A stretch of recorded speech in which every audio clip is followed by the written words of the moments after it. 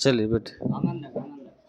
श्री सद्गुरु आवाज दीजिए, माइक बोलिए, आवाज देगा। श्री सद्गुरु, श्री सद्गुरु।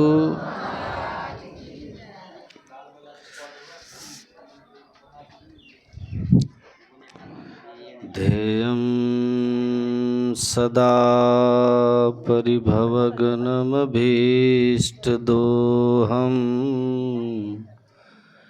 तीर्थास्पदं शिवविरञ्चिनुतं शरण्यं वृत्त्यार्तिहं प्रणतपालभवाब्धिपोतं वन्दे महापुरुषते चरणारविन्दं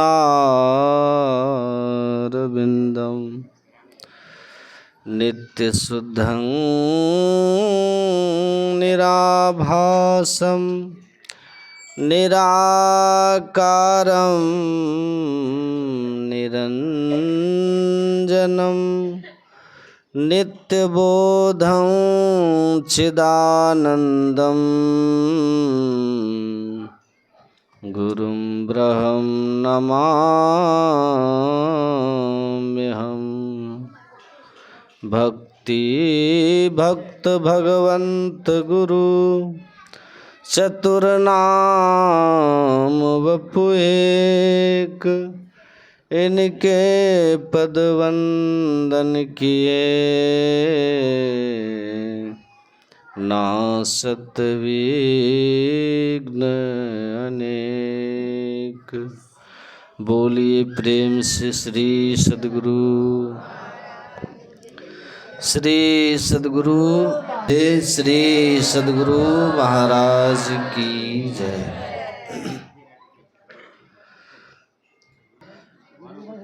परमाराध्य सद्गुरु महाराज के पावन युगल चरणों में बारंबार नमन।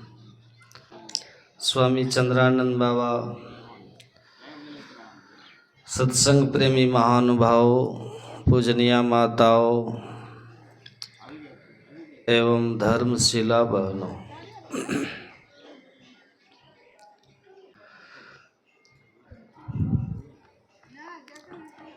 चार वेद के दो मुख्य भाग हैं, दो मुख्य भागों में विभाजित है। पहले भाग को ब्राह्मण भाग कहते हैं और दूसरे भाग को संहिता भाग कहते हैं। ब्राह्मण भाग में यज्ञ याग कर्म कांड आदि का वर्णन है और जो संहिता भाग है उसमें आत्मा परमात्मा के मिलन के संबंधी ज्ञान है। हरे राम जी, इधर आके बैठिए, आप इधर किसी को आने मत दीजिए। बोलिए श्री सद्गुरु। क्या कह रहे थे? ब्राह्मण भाग और संहिता भाग। वेद का संहिता भाग ज्ञान कांड अभी हम लोग कर रहे हैं और ज्ञान सबसे ऊपर होता है ना। ज्ञान कांड सबसे श्रेष्ठ कांड है। संहिता भाग महर्षि दयानंद सरस्वती वेदों की भूमिका पर टीका लिखते हुए कहते हैं कि वेद का जो कर्म कांड भाग है, ये जो व्रत उपवास है ना, जो आप करते हैं, यज्ञ हवन दान पुण्य, वो कहते हैं ये सब जो सत्कर्म है वो कर्मकांड भाग के, यज्ञ याग ब्राह्मण भाग के, ये पुण्य के साधन है। उनके संस्कार आपको स्वर्ग ले जाएंगे कर्मकांड के। लेकिन ये जो पुण्य है कर्मकांड वाला, ब्राह्मण भाग के जो कर्मकांड हैं, और उनको जीवन में धारण करने से जो पुण्य होता है, वह पुण्य स्वर्ग जाने के लिए नहीं है। संतों की दृष्टि में ज्ञानी जन उस पुण्य को स्वर्ग के विषय भोग नहीं मानते, वह उसको पुण्य पुंज बिनु मिलहि न संता, वो उस पुण्य का फल यही मानते हैं कि आपके जीवन में संत मिल जाए। क्योंकि जब तक संत नहीं मिलेंगे तो परम धाम मतलब संहिता भाग शुभारंभ हो ही नहीं सकता। क्योंकि प्रथम भक्ति का उद्देश्य क्या है? परमात्मा से मिलना, मुक्ति पाना। भक्ति निसेनी मुक्ति की, भक्ति मुक्ति की सीढ़ी है। तो मुक्ति की सीढ़ी पर आप कदम नहीं रख सकते जब तक संतों का संग नहीं, जब तक संत नहीं मिलेंगे मुक्ति की सीढ़ी पर आप पैर नहीं रख सकते। ब्राह्मण भाग आपको स्वर्ग की सीढ़ी पे पैर रखवाएगा, और उसका फल क्या होगा कि आप अपने पुण्य के रहते स्वर्ग का सुख भोगिएगा। और जब स्वर्ग का सुख समाप्त हो जाएगा, पुण्य क्षीण हो जाएगा, तब तो वो कहते हैं फिर मर्तलोके विसंति, फिर यही संसार चक्र है। लेकिन जहाँ अभी आप लोग बैठे हैं, ये इसका संस्कार कैसा है? नीचे के पिछले जन्म के बहुत सारे यज्ञों को पुनर्जन्म में किए हुए होंगे, उसके पुण्य के फल से यहाँ तक आप आए हैं। इस सत्संग में बैठना ये साधारण बात मत समझना। इतने दूर से जहाँ तहाँ से सत्संग में आना, यहाँ पर आने के लिए बहुत पुण्य फलीभूत हुआ है तब आए। ये मेरे वचन नहीं है, भगवान राम के वचन है, धर्म शास्त्रों के वचन है, वेदों के वचन है कि विभिन्न तरह के कर्म कांडों से होने वाले पुण्य जब पूंजीभूत होते हैं तो हमको सत्संग में आने का शुभ अवसर मिलता है। और यहाँ से शुरू होता है मोक्ष में जाने का मार्ग। यहाँ से प्रारंभ हुआ भक्ति, जो मुक्ति की सीढ़ी है।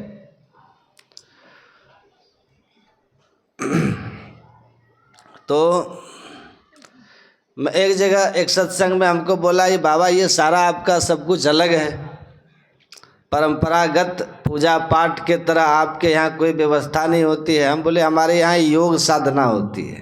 तो उन्होंने कहा क्यों आप पूजा पाठ को नहीं मानते हैं? जो हमारी परंपरागत पूजा पाठ है उसको आप नहीं मानते हैं?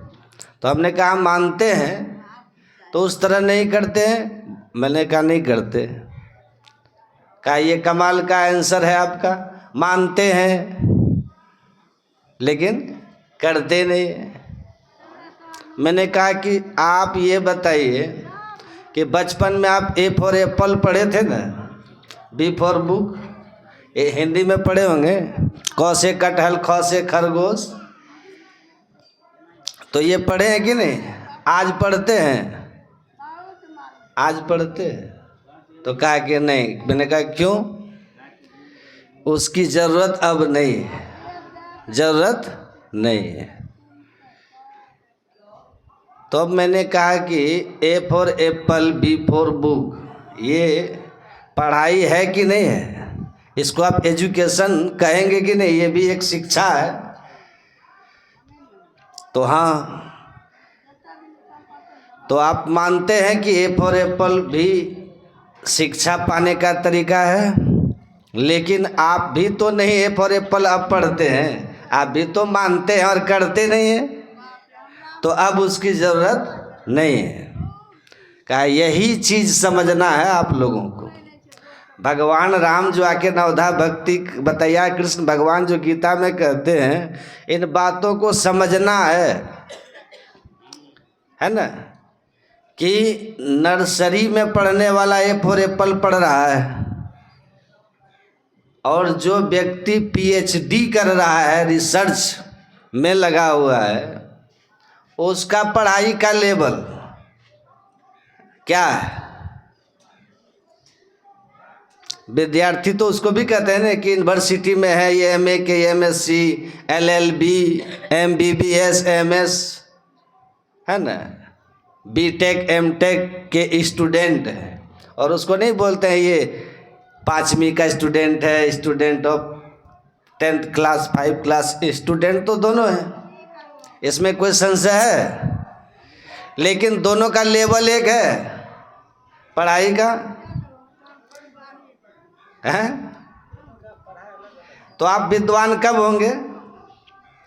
ए फॉर एप्पल पढ़ते रहने से या ऊपर उठने से? तो वेद में दोनों बातें हैं। शुरू यहाँ से करना है, यहाँ तक जाना है। महर्षि दयानंद सरस्वती को तो आप लोग जानते हैं, आर्य समाज के संस्थापक हुए। उन्होंने क्या लिखा है कि वेद जो 4 वेद है ना, 4 वेदों को अगर आप ज्ञान के आधार पर विभाजन करें तो 2 भाग है, एक भाग ब्राह्मण भाग, दूसरा संहिता भाग। पहले भाग में हमारे रिचुअल्स हैं, कर्मकांड है, पूजा पाठ आदि की बात है, यज्ञ है, हवन है, व्रत है, त्योहार है। और दूसरा जो भाग है जिसको वेदांत कहा गया है, संहिता भाग, वेदांत। वेदांत नाम उपनिषद प्रमाणम, वह जीव को परमात्मा से मिलाने का मार्ग है। वेदांत ज्ञान कांड बोलते हैं इसको, वो ज्ञान कांड है। तो वो कहते हैं ये जो कर्म कांड है ना, सुनिएगा ध्यान से, ये कर्म कांड से कभी आपको शाश्वत शांति और मुक्ति नहीं आएगी। और वेद में भी लिखा हुआ है, पूजा पाठ से मिलेगा, किससे? ज्ञान कांड से, वेदांत से, अध्यात्म से।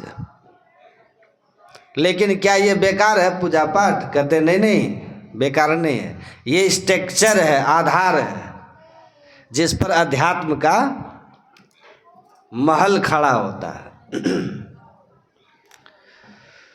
आप प्राइमरी स्कूल को बंद करके किसी यूनिवर्सिटी में स्टूडेंट नहीं ला सकते। यूनिवर्सिटी का स्टूडेंट कहाँ से आएगा? प्राइमरी से पास करके ही तो आएगा। हाई स्कूल +2 पास करके कॉलेज जाएगा, यूनिवर्सिटी जाएगा। तो ये स्ट्रक्चर बिल्कुल बेस है, लेकिन बेस पर ही हम लोग रह जाते हैं। स्वामी विवेकानंद, स्वामी राम तीर्थ परमहंस, योगानंद, आप सब को पढ़ लीजिए।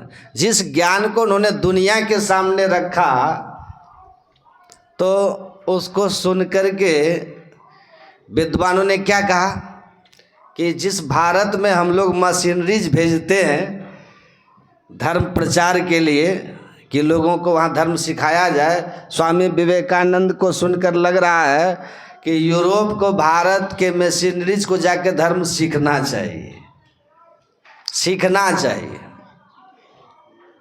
क्योंकि विवेकानंद वेदांत प्रचारक थे, है ना। उस ज्ञान को वो कह रहे हैं जहाँ एक जीव सीधा ईश्वर को अनुभूत कर लेता है वेदांत की साधना करके, उसी को हम लोग संतमत कहते हैं हिंदी में। और वो आकर कहते हैं कि अहम ब्रह्मास्मि, मैं ब्रह्म हूँ। मतलब एक मानव अध्यात्म का सहारा लेकर के और घोषणा करता है कि मैं ब्रह्म हूँ। और ये घोषणा उसकी अनुभूति है, केवल कहते नहीं, उसकी स्थिति है, उसका ये स्टेट है, अवस्था अनुभव करता है जा कर के।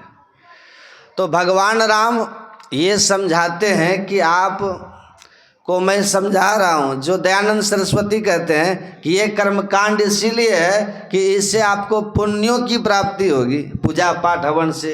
ये पुण्य आपको संसार में भी धन पद वैभव देंगे और इसके बाद स्वर्ग में भी आपको स्थान मिलेगा।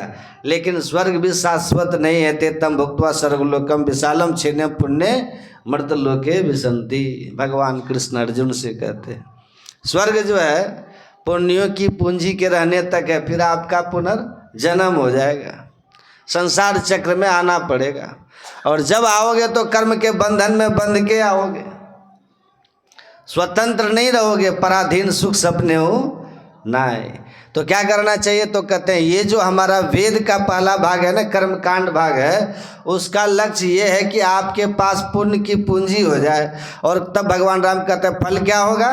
तो भगवान कहते हैं पुण्य पुंज बिनु मिले ही न संता। समझ रहे हैं ना आप लोग? पुण्य की पूंजी हो गई तो आपको संत मिलेंगे। और भक्ति का सही स्वरूप कहाँ से शुरू होगा? तो भगवान राम कहते हैं प्रथम भक्ति संतन कर संगा। मतलब यहाँ से शुरू हुई आपकी ऊंची पढ़ाई, ऊंची शिक्षा अब शुरू हो रही है आपकी।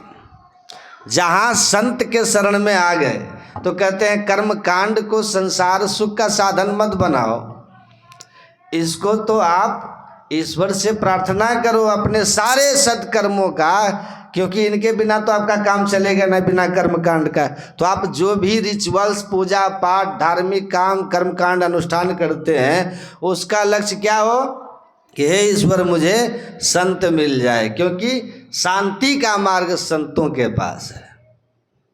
शांति कहीं बाहर की वस्तु है ही नहीं। ऐसा संभव नहीं है कि आपके जीवन में दुख नहीं आए।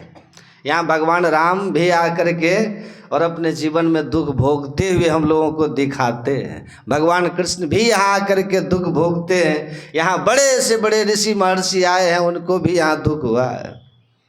तो संसार में आए हो तो दुख नहीं आए, यह असंभव है। लेकिन संसार में आकर के ऐसा बन जाना संभव है कि दुख आए और हम दुखी ना हो, हम दुखी ना हो।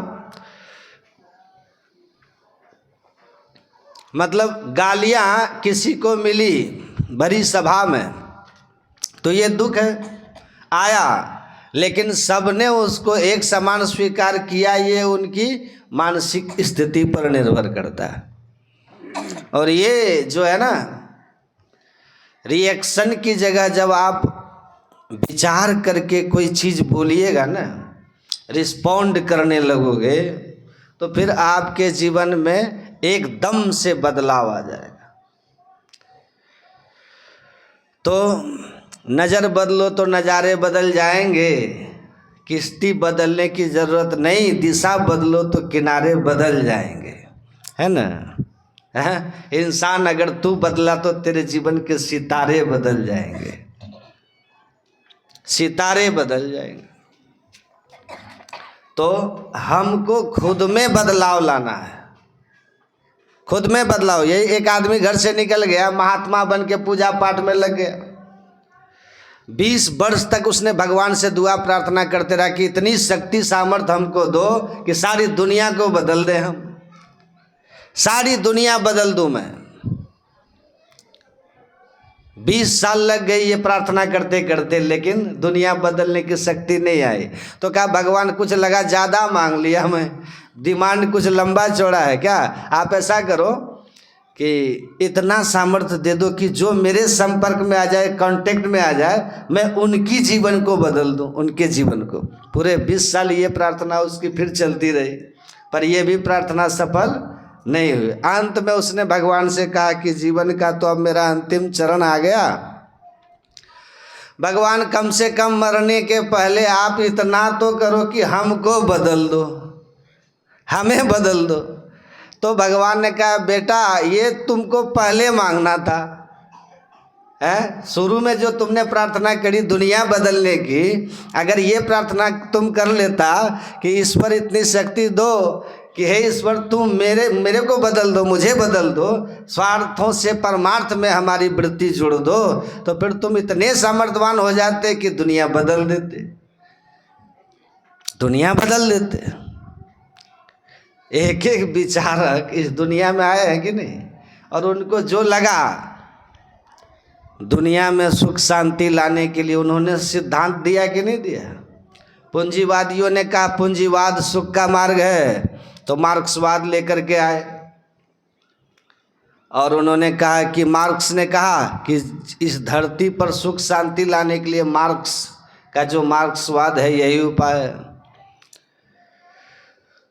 नित से जैसे आए, चारवाक जैसे आए, वो नास्तिकता लेके आया कि नहीं खाओ पियो मौज करो, संसार में कुछ है ही नहीं, इसके बाद भी कुछ नहीं है। तो ये दुनिया में जितने विचारक आए ना, इस संसार को सुखी करने के लिए अनेक मत पंथ लेकर दुनिया को कौन सुखी कर दिया? पूंजीवाद से क्या यूरोप अमेरिका सुखी हो गया, या मार्क्सवाद तो अपना दम तोड़ रहा है? ये आप क्या समझते हैं? ये आतंकवादी लोग जो है, ये दुखी होने के लिए आतंकवादी है। इनको भी उम्मीद है कि हम अगर लड़के मर गए, मारने में मर गए, तो हमारा धर्म ग्रंथ हमको जन्नत देगा, स्वर्ग मिलेगा, और वहाँ बहुत कुछ मिलेगा। और वो मरने के बाद स्वर्ग क्या मिलेगा? पकड़े गए जिंदा तो यही नरक उनका जीवन हो जाता है। अगर धरती को नरक बना के आप रखे हैं कि नहीं? आप बताइए आतंकवादी लोग। लेकिन इस सिद्धांत को भी लाने वाला वो समझता है कि हम धरती पर अच्छी व्यवस्था कर रहे हैं। तो ये जितने विचार ऊपर से आ रहे हैं ना, इनसे कुछ होने वाला नहीं है। हमारे सदगुरु महाराज ने कहा है, शांति का प्रेरण मनुष्यों के हृदय में स्वाभाविक ही है। प्राचीन काल में ऋषियों ने इसी प्रेरण से प्रेरित होकर इसकी पूरी खोज की और इसकी प्राप्ति के विचारों को उपनिषदों में वर्णन किया। इन्हीं विचारों से मिलते हुए विचारों को संत कबीर साहब, गुरु नानक साहब जैसे आदि संतों ने, जितने भी संत हुए, ऋषि महर्षि हुए,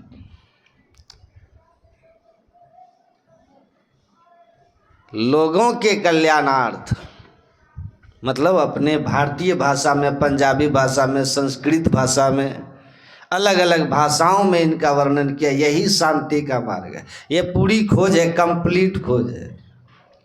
आप उस मार्ग पर चलिए, आपके जीवन में सुख शांति और आनंद आ जाएगा, और नहीं चलिएगा तो नहीं आएगा। भगवान राम माता सबरी के आश्रम में चले जाते हैं, और माता सबरी कुछ मांगती हैं? कुछ नहीं मांगती। अब भगवान कहते हैं, प्रथम भगति संतन कर संगा, दूसरी रति मम कथा प्रसंगा, गुरुपद पंकज सेवा, तीसरी भक्ति अमान, चौथी भक्ति मम गुणगन करे कपट तजिगान, मंत्र जाप मम दृढ़ विश्वासा, पंचम भजन सुभेद प्रकाशा, छठदम शील विरति बहु कर्मा, निरत निरंतर सज्जन धर्मा। तो मंत्र का जप करना ये पांचवी भक्ति है। अब हम लोग जो हैं सत्संग ही नहीं करते हैं, सद्ज्ञान कहाँ से होगा? समझ कहाँ से आएगी? सत्संग करेंगे तब ना। पहली भक्ति ही नहीं करते, स्ट्रक्चर ही हमारा तैयार नहीं है, रनवे ही नहीं बना, और हम सोचते हैं प्लेन में चढ़ के उड़ जाए। जब आपका रनवे ही तैयार नहीं है तो प्लेन कैसे उड़ेगा? तो सत्संग आप किसी भी धर्म ग्रंथ में पढ़िएगा, उसमें लिखा है कि सत्संग जो है मनुष्य को वास्तव में मनुष्य बनाता है। सत्संगश्च विवेकश्च निर्मलम नैनद्वयम यस्य नास्ति नरस अंध कथं न स्यात् मार्गः।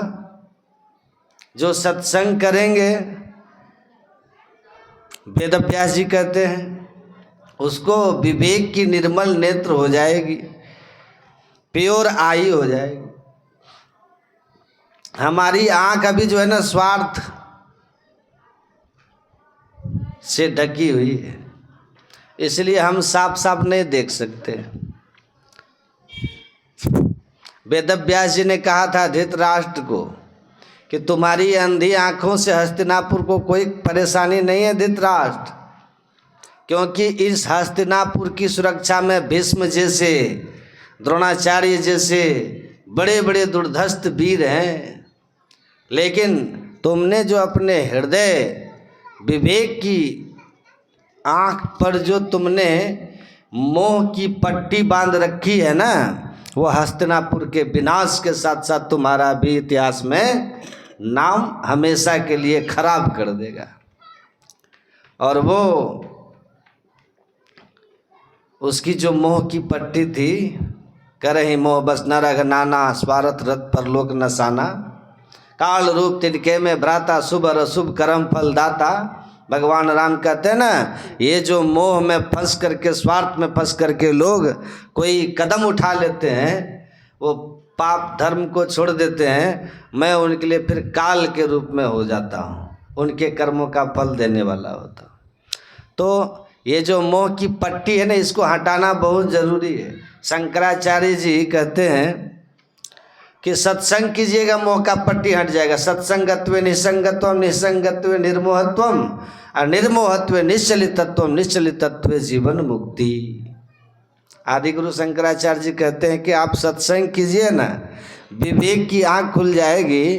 अब विवेक की आँख खुलेगी ना, तो फिर आपको धर्म और अधर्म दोनों दिखाई देने लगेगा, साफ साफ दिखाई देगा। अधर्म के फल क्या है और अधर्म के पथ पे चलने के परिणाम क्या है, क्या रिजल्ट्स होते हैं, वो दोनों जब आपके सामने होगा ना स्पष्ट होकर के, तो आप अधर्म के तरफ तो बढ़ ही नहीं सकते। क्योंकि आप सुख चाहते हैं ना, आप शांति चाहते हैं, आप संसार में सम्मान चाहते हैं, आप परलोक में सद्गति चाहते हो, और ये सब के सब धर्म के पक्ष में रहिएगा तभी होगा। नहीं तो शुद्ध दारा और लक्ष्मी पापी के भी हो, धन संपत्ति तो पापियों के भी होते हैं। रावण से बढ़कर किसके पास सोना का लंका, बताइए तो। लेकिन रावण को आप कितना इज्जत से नाम लेते हैं। रावण के जीवन में कितनी शांति थी, नहीं है। परिणाम होता रहा ना कोई कुल रोवनहारा कोई था। तो समझ क्या है, सो देखिए, विवेक जब आप सत्संग सुनिएगा, जो सुनिएगा तो आपके ऊपर असर होगा ना। देखिए हमारा जीवन कैसे है पता है, हमारे संस्कारों से प्रेरित होता है, विचारों से हम प्रेरित होते हैं। विचार हमारे अंदर में बहुत सारे अनुभूतियों को लेकर के, संस्कारों को लेकर के। एक तो संस्कार माता पिता से आते, मैंने सुबह कहा था, जिसका चुनाव हमने से कोई नहीं किया माता पिता का। हम में से कौन कौन आदमी भगवान को कहे कि ये हमारे माता पिता होंगे और वही हुए? हमने तो नहीं कहा ना। चुनाव किया माता पिता का? नहीं किए, भगवान जहाँ भेज दिए। हमने अपने शिक्षक का भी चुनाव बचपन में नहीं किया था। जब हम कच्चे थे, रॉ मटेरियल थे, हमको मोल्ड किया जा रहा था, उस समय भी चयन हमारा नहीं था शिक्षक का। तो हम न अपने माता पिता का चयन किए जहाँ से संस्कार आएगा, न ही हम उस समाज का चयन किए जिसके बीच हम पले बड़े ये हैं। और हमारा जो दृष्टिकोण बनता, हमारी जो सोच बनती है, हमारा जो समझ बनता, हमारे संस्कार बनते हैं, वो माता पिता, हमारा सामाजिक परिवेश, और तीसरी सबसे महत्वपूर्ण बात हमारे संग पे निर्भर करता है। संग, दोस्त आपके। तो दो पर हम स्वतंत्र नहीं है, न हम समाज का चयन किए हैं, न माँ बाप का चयन किए हैं। लेकिन जब हम बड़े हुए तो हमने अपने जीवन में जब अपने दोस्त का चयन किए, है ना, मित्र का चयन किए अपने से। अब मित्र का जब चयन किए तो ये हमारे हाथ में था, तो कौन हमारा मित्र होगा, ये हमारे हाथ में था। आप जैसे का संग कीजिएगा वैसा ही रंग लग जाएगा। तो जीवन से सारे दुख चले जाए, ये हो ही नहीं सकता, ये असंभव है। सब असंभव संभव, all impossible are possible, but without the devotion of God a person can be happy in his life, this is impossible। पाठ में सुन रहे थे ना, सारा असंभव संभव, लेकिन बिना हरि भक्ति के सुख पा लेना यह संभव, कभी यह संभव नहीं हो सकता, ये संभव नहीं हो सकता। तो संत महापुरुष एक मत होकर के कहते हैं कि परमात्मा की भक्ति कीजिए, और गोस्वामी तुलसीदास जी कहते हैं, जेहि मार्ग श्रुति साध लखावा, असोई मग चलत सबे सुख पावा। पाइए सुख हरि कृपा संसार आशा तजी रहे, असपन हो नहीं दुख दोष दर्शन बात कोटि को कहे। जो महापुरुषों ने राह बताया, सदग्रंथों ने जो राह बताया ईश्वर भक्ति का, उस राह पर चलिएगा तो सदा का सुख पाइएगा। और अगर संत महापुरुषों के आदेश और उपदेश के अनुकूल नहीं चलिएगा तो सुख सपने हो नहीं। स्वप्न में भी डरिएगा, स्वप्न भी दुख ही देखिएगा। सुन रहे हैं आप लोग? हैं कि नहीं? एक जगह सत्संग हो रहा था तो बहुत भीड़ थी। 2 4 5 बूढ़ी माताएं सत्संग से निकलकर चल दी घर। तो रास्ते में लोगों ने पूछा कि कहाँ गई थी? कहाँ गए थे सत्संग में? तो कहा सुनी नहीं। कहा हम लोगों के लायक सत्संग नहीं था। का मतलब सत्संग में कह रहा था कि जिसको मोक्ष चाहिए वो क्या करे, जिसको मोक्ष चाहिए कैसा साधन भजन करे। हम लोग मोक्ष लेकर क्या करेंगे? मोक्ष उनको कहने का भाव था कि वो मोक्ष को मोक्ष समझ रही थी। दाढ़ी मोक्ष जो हम लोग बोलते हैं ना, माता जो कुछ ज़्यादा सीधी होती है ना, तो कहती है हम लोग मोक्ष लेके क्या करेंगे। लेकिन मोक्ष का भाव इस मोक्ष से नहीं है। मोक्ष का अर्थ क्या होता है? छुट्टी, छुटकारा। मोक्ष का अर्थ होता है छुटकारा। मोक्ष का अर्थ होता है स्वतंत्रता, है ना। मोक्ष का अर्थ होता है पराधीनता से छुट्टी, है ना। स्वतंत्र हो जाना, आज़ाद हो जाना, निर्बंध हो जाना, निर्द्वंद हो जाना, निर्ग्रंथ हो जाना, ये है मोक्ष, है ना। और मोक्ष को क्या समझ रही थी? मौज। क्यों? क्योंकि सुन नहीं रही थी। सब यहाँ है कि नहीं? सुन रहे हैं कि नहीं? कभी कल सज जाता है सत्संग में, मन चला जाता है घर, तब सत्संग का रंग नहीं चढ़ेगा। तन के साथ साथ मन भी यही होना चाहिए। दम घुट रहा है सत्संग में ज़्यादा देर हो, यदि सत्संग में मन नहीं लगता है तो दम घुटेगा, समझ गए। जरा से वो अवसर की ताक में रहता है, कैसे अवसर मिले कि उठ के भागे। उनको सत्संग में आना भी बेकार है। राम कथा जे सुनता घाही, रस विशेष जाना तिन नाही। रस नहीं मिला उनको। यदि सत्संग में बैठे बैठे मन भागने का करे ना, तो समझिए मन पहले भाग गया है। एक जगह ऐसे ही सत्संग हो रहा था तो बहुत भीड़ थी वहाँ भी। तो एक बूढ़ी उधर से आई दौड़ते दौड़ते, अब भीड़ को चीरते फाड़ते बीच में आके बैठ गई। अब बैठी या सुनने लग गई।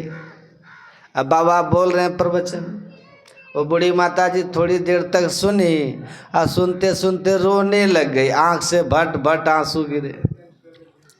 बाबा ने जैसे माता जी को देखा, हो ये माता जी धन्यवाद के पात्र हैं, असली एक श्रोता हमको मिल गई हैं। जो राम भगवान ने कहा है ना, दूसरी रत्ती मम कथा प्रसंगा। सत्संग को प्रेम से सुनना चाहिए। गदगद गिरा नयन बह नीरा। ये माता जी सच्ची श्रोता मिल गई। ये बैठ के देखिए सुन भी रही हैं, आप प्रेम से देखिए रो भी रही हैं। श्रोता हो तो माता जी की तरह। बाबा बहुत खुश हैं। अरे एक श्रोता मिला काकभुसुंडी को गरुड़ जी, राम कथा चल गई। एक श्रोता मिला भगवान शंकर को माता पार्वती जी, कितनी कथाएं चल गईं। एक श्रोता मिला याज्ञवल्क्य जी को भरद्वाज जी, कितनी कथाएं चल गईं। आज मेरा सत्संग भी सफल हो गया। ये माता जी असली श्रोता हमको मिल गई। बाबा बहुत गदगद है, प्रसन्न है। अब माता जी थोड़ी देर तक बैठ करके सुनी और उठ करके पीछे से चल दी। बाबा कहते ओ माता जी आप कहाँ जा रहे हैं, बैठिए ना। हाँ बाबा आप जा रहे हैं। अरे कितना प्रेम आपको सत्संग से, आप कितना भाव से सुन भी रही थी, रो भी रही थी। कहाँ चल दी? आपको तो बहुत प्रेम है माता जी। कहा बाबा हमको प्रेम उरेम कुछ नहीं है सत्संग से। तो प्रेम नहीं है, कितना बढ़िया सा बैठी थी, सुन रही थी, रो भी रही थी, तो प्रेम की निशानी यही है। कहा प्रेम की निशानी नहीं है बाबा। तो फिर आई थी क्यों? कहा क्या बताएं बाबा, मेरे पास एक बकरी थी। अब बकरी को बारी में घास चरने के लिए ठोक दिए थे किल्ला में रस्सी बांधकर। अब बकरी कल्ले से गायब हो गई है। वही बकरी ढूंढने के लिए अब इधर आए थे, तो आपका सत्संग चल रहा था तो सोचे कि चलो टाइम पास कर लेते हैं। आपका सत्संग सुन करके टाइम पास करने के लिए आए थे बाबा। आप बात तो अच्छी अच्छी बोल रहे थे, तो सुनने में अच्छा लगा, तो बैठ करके सुनने लग गई। लेकिन बाबा जो आप बोल रहे थे ना, आपकी जो दाढ़ी हिल रही थी, तो आपकी दाढ़ी मेरी बकरी की दाढ़ी से मिलती जुलती है। इसलिए हमको फिर से बकरी की याद आ गई। हम जा रहे फिर से बकरी खोजने के लिए। तन है कहाँ? सत्संग में। मन कहाँ चला गया? बकरी पर। तो तन रहेगा यहाँ सत्संग में? जो सत्संग से उठ के भाग जाए तो समझिए उसका मन पहले भाग गया, इसलिए उठ के भाग गए। वो भी भाग जाएगा, है ना, पहले भाग गया। बोलिए श्री। अभी पाठ में सुन रहे थे, बारी मथे घृत होए बरु, असिकता ते बरु तेल, अब बिनु हरि भजन न भवतरिये, यह सिद्धांत अबेल। ये न पाठ हुआ। काक भुसुंडी जी कह रहे हैं, बारी मथे घृत होए बरु। बारी किसको कहते हैं? पानी को। पानी को मत करके कोई घी पाले, ये कभी संभव है? घी जब भी मिलता आप जानते हैं दूध से मिलता है, पानी से कभी घी नहीं मिलता है। पानी को यदि मथिएगा तो उससे विद्युत प्राप्त हो सकता है, पर कोई सोचे कि हम मत करके घी प्राप्त कर लेंगे, संभव है? असंभव है। यह असंभव काम थोड़ी देर के लिए मान लीजिए कि संभव हो जाए। और सिकता ते बरु तेल। सिकता किसको कहते हैं? रेत को, बालू को। बालू से कोई तेल निकाल ले, बालू को पेर करके कोई तेल निकाल ले, संभव है? बालू को पेरिएगा कोलू ही खराब हो जाएगा आपका। तेल कहाँ से निकलेगा? तेल निकलता है सरसों से, बालू से नहीं निकलता है। मान लीजिए थोड़ी देर के लिए कि बालू से तेल निकल जाए, ये यद्यपि तीनों काल में असंभव है, ये बिल्कुल असंभव है, लेकिन फिर भी कहते हैं मान लीजिए ये असंभव संभव हो जाए, लेकिन बिनु हरि भजन नौ भवतरिये। बिना ईश्वर भक्ति के कोई जन्म मृत्यु के चक्र से छूट नहीं सकता। जन्म मृत्यु का चक्र आप लोग समझ रहे हैं? जन्मत मरत दुसह दुख होई। हमारे गुरु महाराज जी कहते हैं, आवागमन सम दुख दूजा है, नहीं जग में कोई। आवा मतलब आना, मतलब जन्म। आगमन मतलब जाना, मतलब मृत्यु। ये जो जन्म और मृत्यु है, हमारे गुरु महाराज जी कहते हैं इससे बड़ा दुख दुनिया में कुछ है ही नहीं। ये सबसे कठिन क्लेश है। जन्मत मरत दुसह दुख होई। बहुत कठिन कष्ट होता है। इससे बचेंगे कैसे? दुख से सब बचना चाहते हैं कि नहीं? हम सर दर्द को समझते हैं, इसलिए उससे बचने का हम लोग प्रयास करते हैं। हम पेट का दर्द समझते हैं, घुटना का दर्द समझते हैं, इसलिए उससे हम लोग बचने का प्रयास भी करते हैं। लेकिन जन्म मृत्यु का जो दर्द है उसको मोह बस हम लोग भुला देते हैं, इसलिए बचने का प्रयास हम लोग नहीं करते। सर दर्द सबको हो ये कोई ज़रूरी नहीं है, घुटना में दर्द सबको हो ये कोई ज़रूरी नहीं है, पेट में दर्द सबको हो ये कोई ज़रूरी नहीं है। ये शरीर का जो दर्द है, बदन दर्द, ये भी सबको कोई ज़रूरी नहीं है, लेकिन मृत्यु का दर्द तो सबको होगा। जन्म का दर्द तो सबको होगा, इस दर्द से कोई बच नहीं सकते। लेकिन अफसोस की बात है, जो दर्द होने की संभावना सबको नहीं है, उस दर्द को तो हम लोग समझते हैं। लेकिन जिस दर्द की संभावना सबके जीवन में अवश्यम भावी है, जो अटल है, नहीं टल सकता है, हम उसको भूल चुके हैं। मोह बस उसको हम लोग भुला दिए, स्मृति में नहीं रहता, भूल गए। यही सबसे बड़ा अफसोस की बात है। आप जानते हैं ना, महाभारत की कथा आप लोग सुने होंगे। यक्ष ने युधिष्ठिर से पूछा था, यक्ष ने युधिष्ठिर से पूछा था, किम आश्चर्यम, आश्चर्य क्या है? तो युधिष्ठिर जी महाराज ने बहुत सुंदर उत्तर दिया था। युधिष्ठिर जी ने कहा था, अहन्नहनि भूतानि गच्छन्ति ह यमालयम शेषास्त्रतमिच्छन्ति किम आश्चर्यम अतः परम। युधिष्ठिर जी कहते हैं, रात दिन सब मर मर कर जम का घर भर रहा है, लेकिन जो अभी जीवित है वो सोचता है हम अमर हैं। यही सबसे बड़ा आश्चर्य। आप देखिएगा गांव घर में जब कोई व्यक्ति मर जाता है ना, तो 4 जने मिल करके उसको कंधे पर अर्थी में लेटा करके उठा लेता है, और एक व्यक्ति आगे से कहता है राम नाम सत्य है, और पीछे से सब कोई कहता सबका यही गत है। नहीं कहता है सबका यही गत है, लेकिन वो कहने वाले के मन में होता है कि सबका है, मेरा थोड़ी है।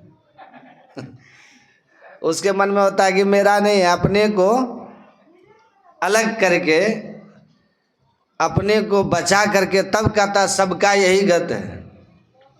यही दुख की बात है। 2 बातों को याद रख, जौ चाहत कल्याण, नारायण को मौत को दूजो श्री भगवान।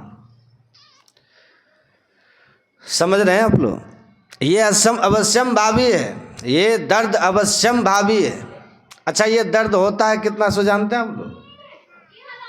मृत्यु का दर्द कितना होता है पता है? कभी बिच्छू डंक मारा है कि नहीं? को हाथ उठाइएगा। बिच्छू लगा है किसी को? और उनको वो लगा, और उनको भी लगा। ये बिच्छू का जो डंक होता है, जिसको लगे उनको अनुभव होगा। ठीक से अगर बिच्छू का डंक लग जाए ना, जिसको लगे वो खड़ा रह नहीं सकता। एक डंक, उसके डंक में विष होता है, जहर होता है। जैसे डंक लगता है व्यक्ति तिलमिला करके गिर जाता है। लेकिन मृत्यु के समय में सैकड़ों बिच्छू का डंक के समान पीड़ा होती है। समझिए इसको। ये कष्ट सबके जीवन में आना सुनिश्चित है, इसको कोई टाल नहीं सकता है। आप किसी भी तरह से मरिए, चाहे बूढ़ा होकर के मरिए तब भी ये कष्ट आएगा, जवानी में मरिए तब भी ये कष्ट आएगा, बाल्यावस्था में मरिए तब भी ये कष्ट आएगा, एक्सीडेंट में मरिए तब भी ये कष्ट आएगा, जहर खा करके अपने से मरिए, आत्महत्या कर लीजिए तब भी ये कष्ट आएगा, कुआं में डूब करके मरिए तब भी ये कष्ट आएगा, आग लगा लीजिए देह पर तब भी ये कष्ट आएगा। किसी भी तरह से जब देह से निकलिएगा ना, कष्ट होगा, जरूर होगा। इसका कोई दूसरा काट नहीं है, होगा। हाँ, ये दर्द होगा सबको, लेकिन इस दर्द से बचने का उपाय भी है। उपाय करना चाहिए कि नहीं? जो अवश्यम भावी दर्द है, अभी लोग कहते हैं बाबा माथा में बहुत दर्द होता है, बाबा सर में बहुत दर्द होता है, परेशानी है, बाबा बहुत कष्ट में है।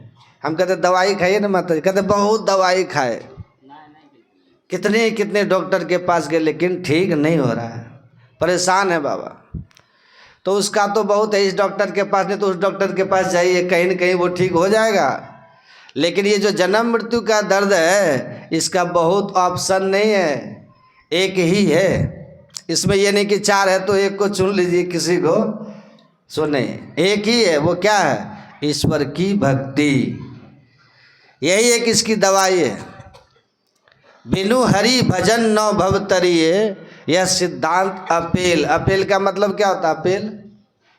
अपेल का मतलब होता है टल, ये अटल सिद्धांत है। क्या सिद्धांत है? जब तक हम भक्ति नहीं करेंगे जन्म मृत्यु के दर्द से हम बच नहीं सकते। ये उदाहरण कैसा लगा आप लोग को? असंभव संभव हो जाए। अब एक और उदाहरण रामायण में सुनिएगा ध्यान से। ये तो ये ना बारी मथे घृत होई बरु सिकता ते बरु तेल। एक और उदाहरण है रामायण में ही।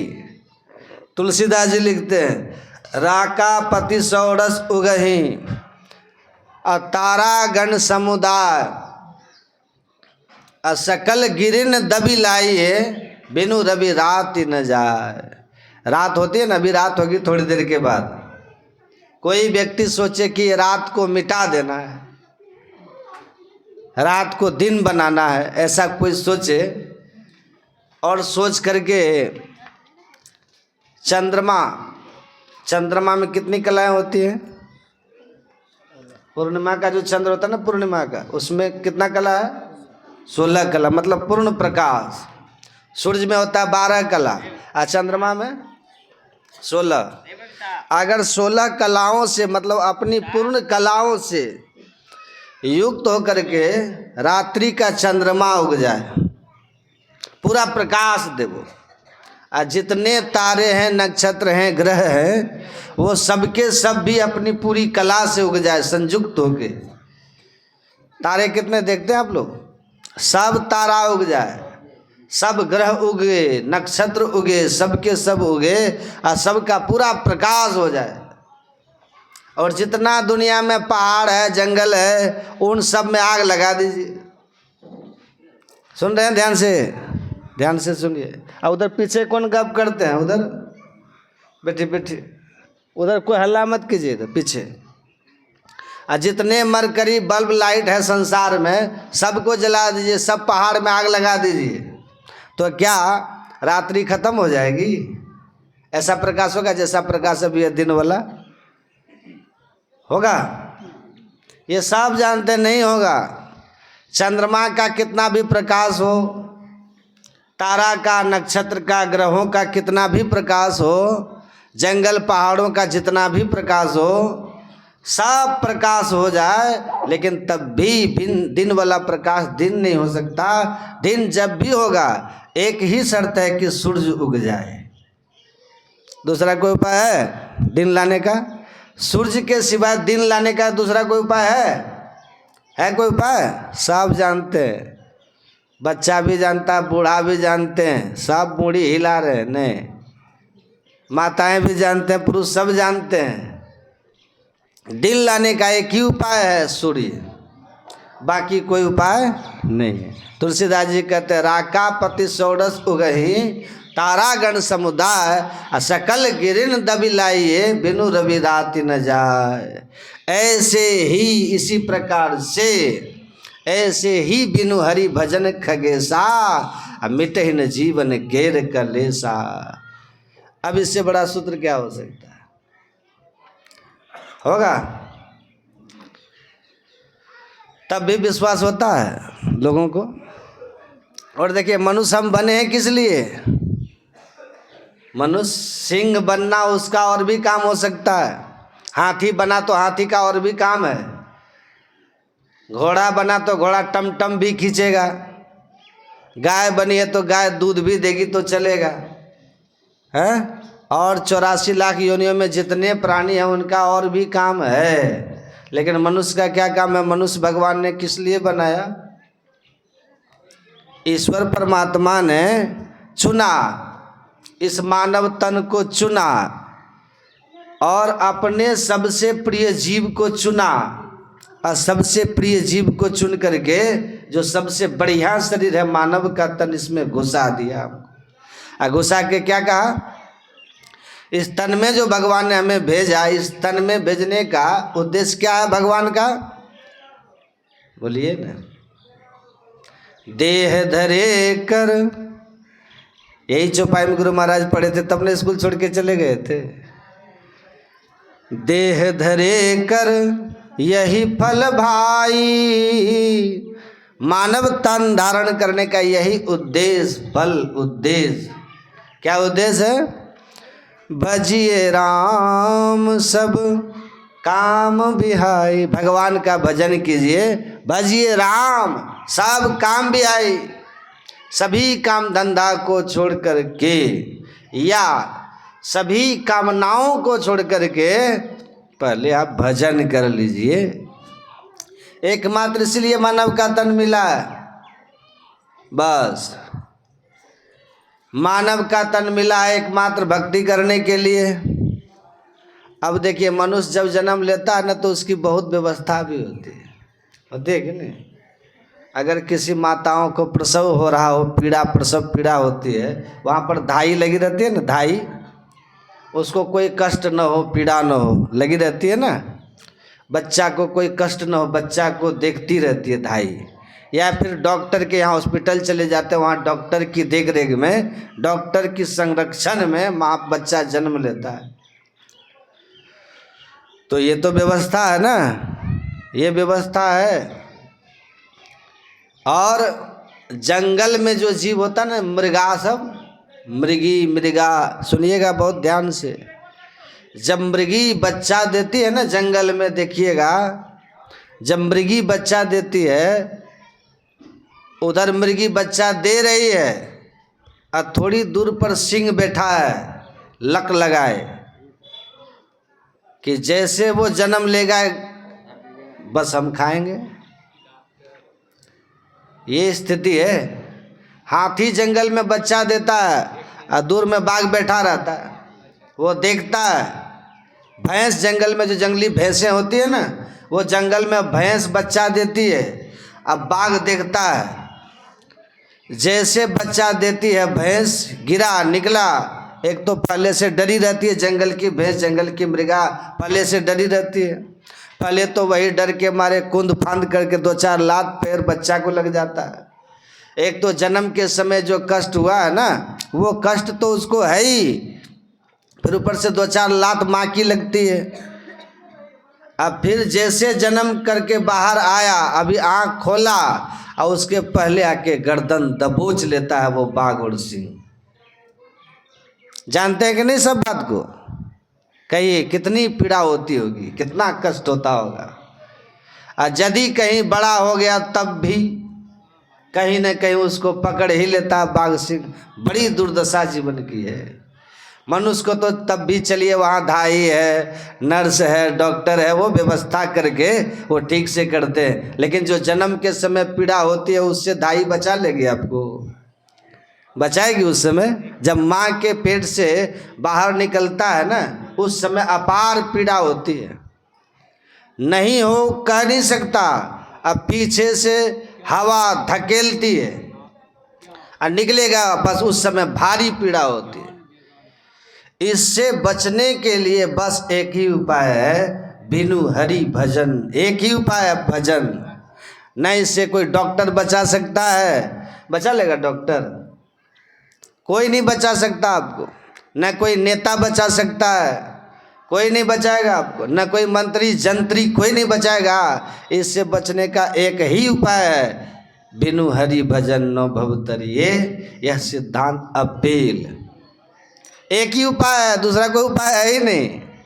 हाँ, इसके लिए लोग कहते हैं कि, हम लोग कहते हैं ना, पूछते हैं लोगों से, हम पूछते हैं कि दीक्षा लिए हैं? कहते हैं ना। हम कहते हैं लेके भजन ध्यान कीजिए ना। हाँ अभी तो बहुत समय है, अभी कहते बहुत समय है। यहाँ क्या कहते हैं कबीर साहब, पाँव पलक की खबर नहीं। पाँव पलक, पलक मतलब जो पलक हमारा गिरता है ना, कितना समय लगा देखिए, इसका जो चौथाई हिस्सा है समय का। कबीर साहब कहते हैं पाँव पलक की सुधि नहीं, करे कल की साज। अकाल अचानक मारसी जो तीतर को बाज। अचानक मारेगा आपको काल। झूठे सुख को सुख कहे, मानत है मन मोद। जगत चबे ना काल का, कुछ मुख में कुछ गोद। चबा रहा है। इसलिए इसके लिए क्या कीजिए, जो बच्चा है, अगर समझ में बात आ गई है बच्चा को भी, तब ये से शुरू कर दीजिए। क्योंकि बच्चा के पास सर्टिफिकेट है कि हम जवान होके ही मरेंगे, है सर्टिफिकेट बच्चा को? है कि हम जवान होके मरेंगे? जवानी भी, जवानी के मद मस्ती में मत रहिए। जवान के भी पास सर्टिफिकेट नहीं कि हम बूढ़ा होकर के ही मरेंगे। आज जो बूढ़ा है वो कहाँ का सर्टिफिकेट लीजिएगा? वहाँ कोई ऑप्शन नहीं है, बस बूढ़ा है तो गए। बुढ़ा की लुढ़का गए। नहीं बालक नहीं यौवने, नहीं वृद्धि कछु बंद, वह अवसर नहीं जानिए जब आए पड़े जम फंद। जम का फंदा कब आएगा ये कोई पता नहीं। इससे एक ही उपाय बचने का कि जहाँ है वहीं से भजन शुरू कर दीजिए। भजन मतलब भक्ति शुरू कर दीजिए। भक्ति कैसे कीजिएगा? फूल चढ़ा करके भक्ति कीजिएगा, फल चढ़ा करके भक्ति कीजिएगा, अगरबत्ती दिखाने से भक्ति हो जाएगी, केला चढ़ाने से भक्ति हो जाएगी, बतासा फेंकने से भक्ति हो जाएगी? नहीं। भक्ति कैसे करनी है ये युक्ति गुरु से सीख लीजिए, जानिए। हमारे गुरु महाराज जी देखिए कहते हैं, सुनिएगा ध्यान से, सुन रहे हैं? और रोज हम लोग पाठ भी करते हैं, भक्ति कैसे करनी है, भक्ति कैसे करें, रोज पाठ करते हैं। भक्ति कैसे करेंगे? रोज पाठ करते हैं। क्या करते हैं याद है? क्या करते हैं? प्रातः काल में पाठ करते हैं क्या? मानस जप, मानस ध्यान, दृष्टि साधन और सुरत शब्द योग द्वारा सर्वेश्वर की भक्ति करके, ये है। इस तरह से भक्ति होगी। कैसे होगी?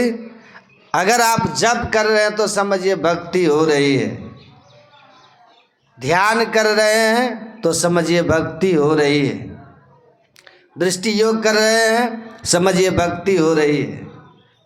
ये भक्ति है। ये फल फूल चढ़ाना क्या है? ये फल फूल चढ़ाना, ये भाव प्रकट करना है, वो भी ठीक है। ये भाव क्या है कि हम फल फूल क्यों चढ़ाते हैं? हम लोग फल फूल चढ़ाने का मतलब ये है कि हे प्रभु, मेरे पास जो कुछ है वो सब आपका है। ये नमूना दिखा देते कि लीजिए ये हमने दे रहे हैं, बाकी सब कुछ आप ही का है। ये नमूना है। आप कभी बेचे हैं? चावल बेचे? हम लोग बेचते हैं कि नहीं? चावल बेचते हैं ना, तो आप नमूना को रखते हैं ना, नमूना दिखा देते हैं, देखिए बाकी सब माल मेरे पास ऐसा ही है, कहते हैं ना। तो फल फूल जो आप चढ़ाते हैं ना, इसका मतलब कि ये हम आपको दे रहे हैं, बाकी जो कुछ है सब ऐसा ही है, सब आपका है।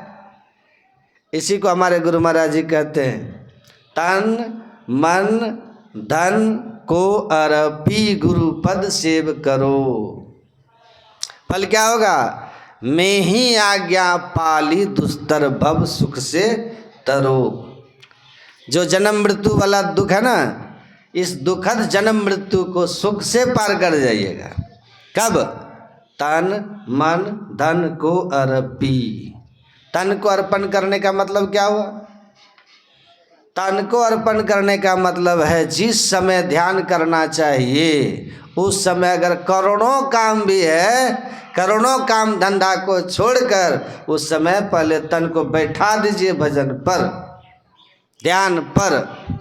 ये नहीं कि भजन का समय हो गया है, तन को उधर घुमा रहे हैं, खेत में घुमा रहे हैं, झाड़ू लगा रहे हैं, भैंस को गाय को खिला रहे हैं, बाजार घूम रहे हैं। ये तन को अर्पण करना नहीं हुआ। तन को अर्पण करने का मतलब जो ध्यान का समय जब हो, सत्संग का समय हो, तो तन को बैठा दीजिए। ये हुआ तन समर्पण, ये तन अर्पण है।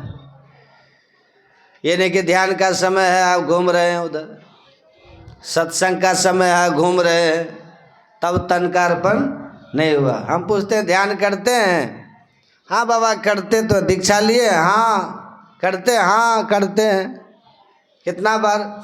तो बताते कभी एक बार, कभी 2 बार, कभी नहीं हो। अब बताता कितने बार?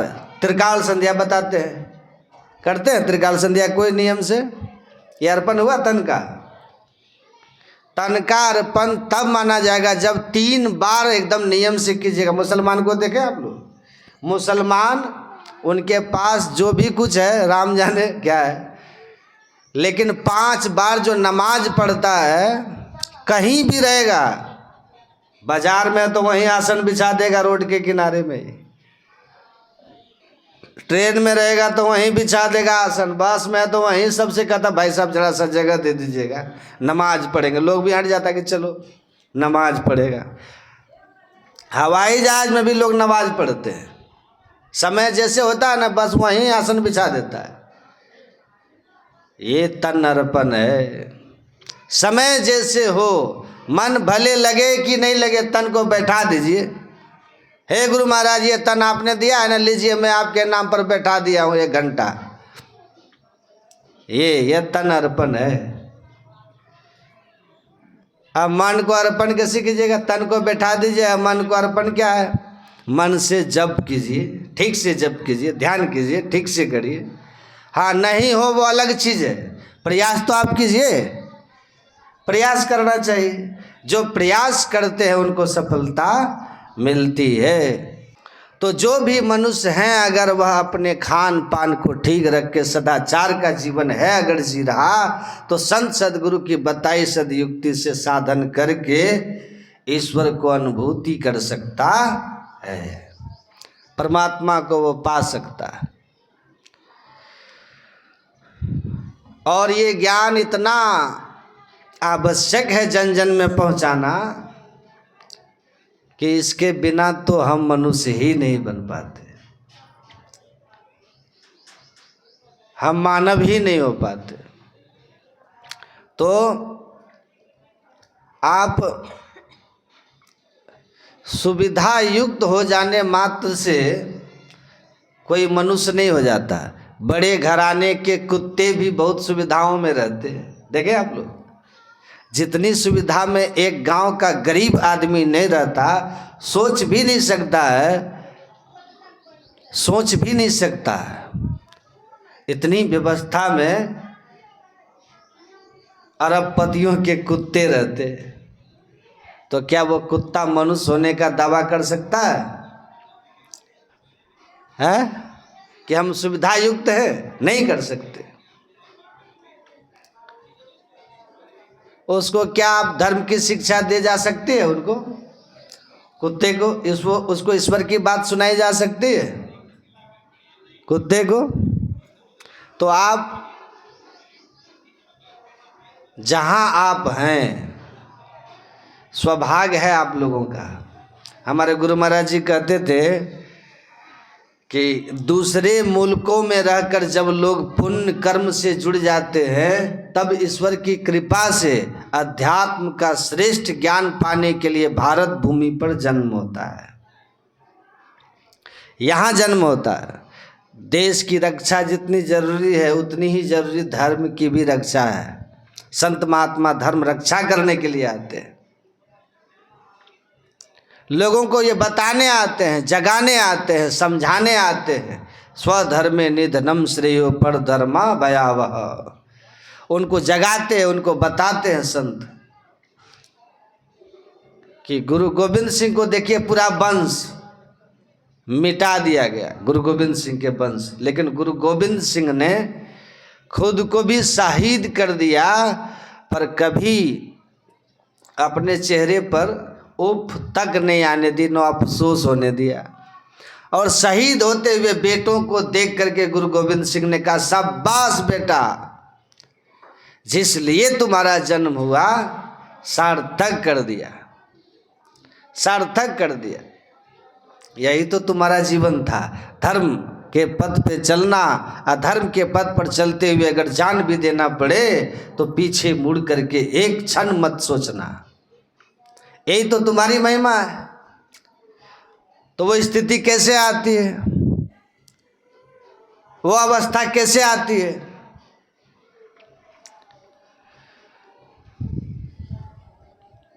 एक अधिवेशन में गुरु महाराज से किसी पार्टी के एक नेता ने कहा, ये आप लोग सत्संग प्रचार करते हैं, इससे क्या होता है? तब गुरु महाराज जी ने कहा आप लोग जो करते हैं उससे क्या होता है? तो उन्होंने कहा हम देश के विकास करते हैं, देश की सुरक्षा करते हैं। तब गुरु महाराज जी ने कहा जिस देश की आप सुरक्षा कर रहे हो, सत्संग के द्वारा हम उस देश की नींव मजबूत कर रहे हैं, नींव मजबूत कर रहे हैं। इसीलिए कि इस बात को अच्छी तरह जानिए, जो आदमी सत्संग और ध्यान करेगा ना, उसका पहला लक्षण यही होगा कि अभयम, अभय होगा, वो निर्भीक हो जाएगा वो। तो आप अध्यात्म से जब जुड़ जाते हैं, अपने वास्तविक स्वरूप को जानते हैं, और कर्म और उसके सिद्धांत में जब आपकी दृढ़ आस्था होती है, तब फिर आपको लगता है मुहूर्तमपि प्रज्वलितम श्रेयो धूमायति साहस्रेयम। एक मुहूर्त आकाश में, रात्रि में एक मुहूर्त आकाश में बिजली बन करके चमक करके मिट जाना, किसी भटके हुए को राह दिखाकर हजारों वर्ष तक धुआं की तरफ फैले रहने से महाभारत में लिखा है श्रेष्ठ जीवन है। श्रेष्ठ जीवन है कि आप अंधकार बन करके दुनिया में 100 वर्ष तक जी लें, उस जीवन का कोई अर्थ नहीं है। जीवन छोटा हो, जीवन छोटा हो लेकिन सार्थक हो, छोटा हो सार्थक हो। जीने के लिए तो कछुआ भी, सुनते हैं अजगर 700 वर्ष कछुआ जीता है, 300 वर्ष, 300 वर्ष कछुआ, 1000 वर्ष अजगर। कछुआ वाली लंबी आयु हो तो किस अर्थ का हो, किस अर्थ का है वो?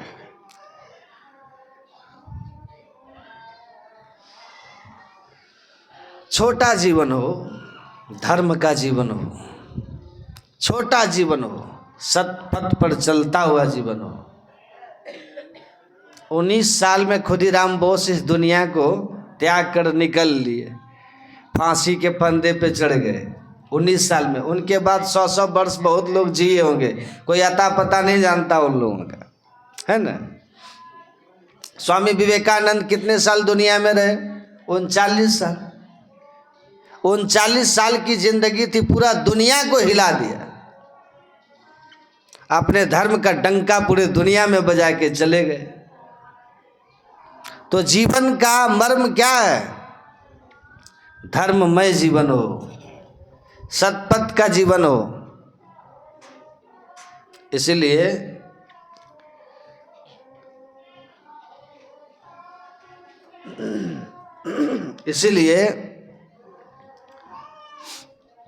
हम अपने को उस स्थिति में कैसे पहुंचाएं जब हमको कोई सतपथ से डिगा न सके, जब कोई हमको हिला न सके, उस स्थिति में कैसे पहुंचाएं? कैसे होगा ये? छोटा सा प्रलोभन कोई देता है, आप देखिएगा, आप बहुत सिद्धांत में लोग रहते हैं ना आजकल। सब मान लीजिए कि किसी आदमी ने कहा कि जाइए उस कमरे में 5 किलो भार का वजन का लोहे का एक 2 मूर्तियां हैं, लोहे के 5-5 केजी वजन के 2 मूर्तियां हैं कमरे में। एक राम भगवान की है, दूसरा रावण की है। आप एक मूर्ति उठा करके ले जाइए अपने घर, तो स्वाभाविक रूप से आप किसको लीजिएगा? सच सच बोलिएगा, हैं? जोर से बोलिए। राम भगवान की, सही बात, स्वाभाविक रूप से उन्हीं को लेंगे आप। क्यों? क्योंकि राम मर्यादा पुरुषोत्तम है, अवतारी हैं, धर्म की रक्षा किए हैं, पापी का संहार पूजे हैं। राम को लेंगे, स्वाभाविक है। रावण को आप नहीं लेंगे। लेकिन उसी कमरे में आपको फिर कहा जाए कि जाइए, एक भगवान राम की मूर्ति है लोहे की 5 किलो वजन की, और दूसरा रावण की मूर्ति है 5 किलो वजन की सोने की। रावण की मूर्ति सोने की है, जाइए आप एक उठा लीजिए। अब बताइए आप किसको उठाइएगा?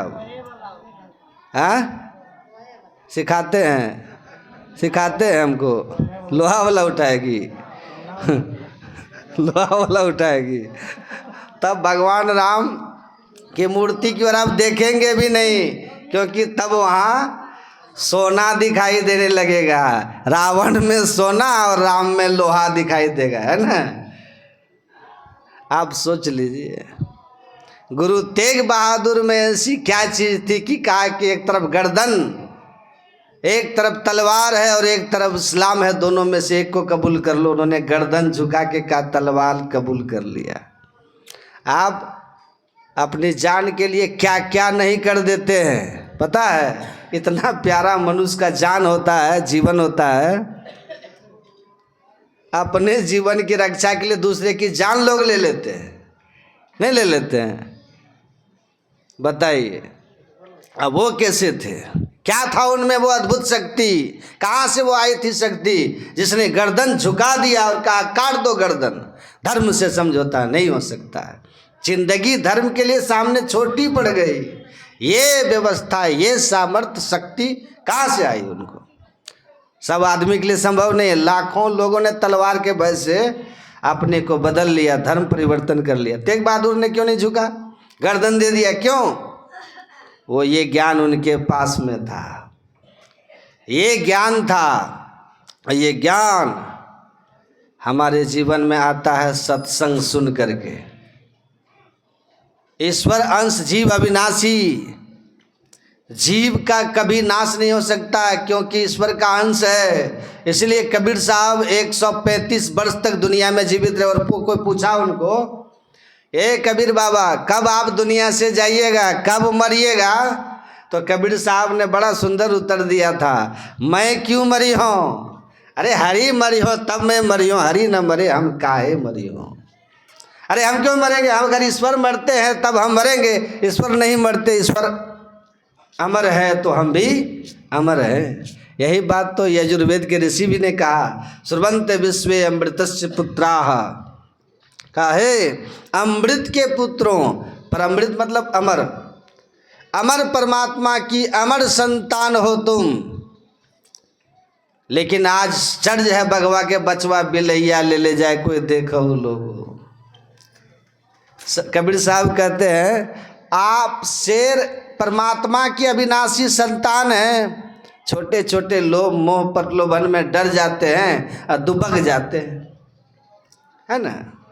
डर जाते हैं ना लोग, थोड़ा कोई आंख दिखा दिया झूठी गवाही दे जाते हैं जाके। यहाँ जान की बाजी लगा करके लोगों ने जान कुर्बान कर दिया, लेकिन सत्य से पीछे नहीं हटा किसी को, है ना। आप समझिए इसको, इस ज्ञान से परिचय जिस दिन हो जाएगा ना, भगवान कृष्ण का अभयता उसी दिन आ जाएगी आपको। जब हम अमर हैं तो फिर मरने का भय कैसा? फिर कोई हमसे कैसे गलत करा लेगा? कोई कैसे हमको डरा सकता है, भयभीत करा सकता है?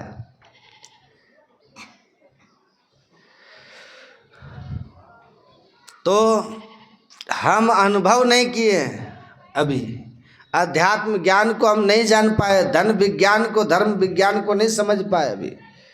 तो कहते इसको समझिए, लेकिन आपके शरीर के अंदर में ही ईश्वर ने ऐसा स्थान बना दिया है जहां आप पहुंच गए तो आपके विकारों से मुक्त हो जाइएगा। इन विकारों से आपको ये विकार छू नहीं सकेंगे, और उनको संत कहते हैं। वो स्वामी तुलसीदास जी महाराज ने लिखा है कि संत कैसे होते हैं? सट विकार जित अनग अकामा, अचल किंचन सुचि सुख धामा।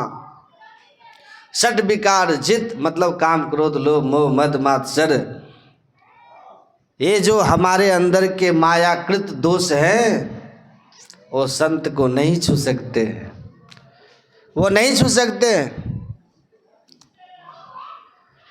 आपने बहुत सारी कथाएं संतों की सुनी होंगी। दक्षिण भारत में एक संत थे, आपने सुना होगा, महाराष्ट्र के संत, क्या नाम था? समर्थ रामदास जी। स्नान करके नर्मदा से लौट रहे थे, एक पठान छत के ऊपर से उनके रास्ते पर उसका घर था, कुल्ला फेंक दिया उनके सिर पे, कुल्ला। पुनः नहाने के लिए गए, फिर नहा करके लौटे, फिर कुल्ला फेंक दिया। मुंह में पानी लेकर के देह पे फेंक देता था पठान। अब वो चुपचाप जाके नहा करके आते थे, अब कुल्ला करके मुंह में फेंक देते। 108 बार नहाए उस दिन। अब वो 108 बार कुल्ला फेंकने के बाद कहा, महाराज हम आपका जांच कर रहे थे, माफ कर दीजिए, पाप हो गया हमसे। उन्होंने कहा कि तुमको हम दंड नहीं देंगे, न तुम पर हम क्रोधित हैं। तुम्हारी कृपा से आज हम नर्मदा माता में 108 बार नहाने का सौभाग्य पाए हैं। बोलिए श्री। लेकिन जब जरूरत पड़ी तब एक संत हुए वहाँ पर, शिवाजी के गुरु समर्थ रामदास, जिन्होंने समर्थ रामदास को कहा, समर्थ रामदास ने शिवाजी को कहा, धर्म की शिक्षा दी, धर्म के लिए लड़ने और लड़ाने की बात भी कही। सब समय की बात है, परिस्थितियों के अनुसार उन्होंने किया, लेकिन अपने अंदर में होश को नहीं, कभी क्रोध में नहीं आकर, कर्तव्य बोध में आकर के किया। हम लोगों की तरह क्रोध में अबोध होकर के या कुछ भी उल्टा सीधा करके पछताने वाला नहीं, पूरे होशो हवास में धर्म के मर्म को समझ करके जो एक व्यक्ति का कर्तव्य जिस समय जो करता है करने के लिए, वो कर्तव्य का निर्वाह किया। झुकने वाली क्रोध, काम क्रोध लोभ के आवेग में आकर के नहीं किया। संत ऐसे होते हैं, संत ऐसे होते हैं, उनके ऊपर माया का कोई प्रभाव नहीं। तो ईश्वर में आस्था रख करके और गुरु की भेद की छाया में बैठ करके मंत्र का जप कीजिए। ये 5वीं भक्ति है, ये भी भक्ति है, साधना पक्ष की पहली भक्ति है। मानस जप मतलब मंत्र का जप किए, गुरु की भेद से दीक्षा लेकर के, और फिर साधना में हम लोग सफलता नहीं मिल रही है हमको, मन हमारा नहीं रुक रहा है, मन नहीं पकड़ा जाए, बहादुर जवान है, करता है खुरखंद बड़ा शैतान है, ऐसा यार हरीफ बसे इस हलक में, अरे हारे पलटू उड़ता कोस 1000 पंख बिनु पलक में।